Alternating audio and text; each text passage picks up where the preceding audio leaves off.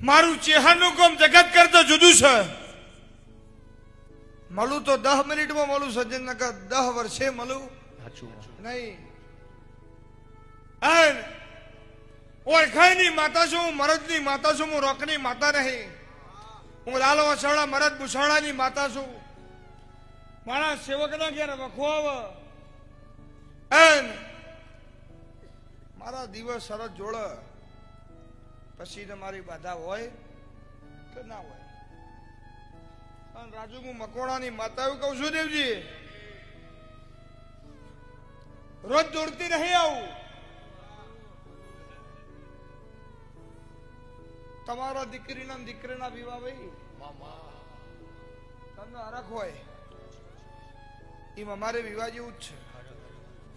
હા, વિવાહ જેવો અમારો દેવનો અવસર છે.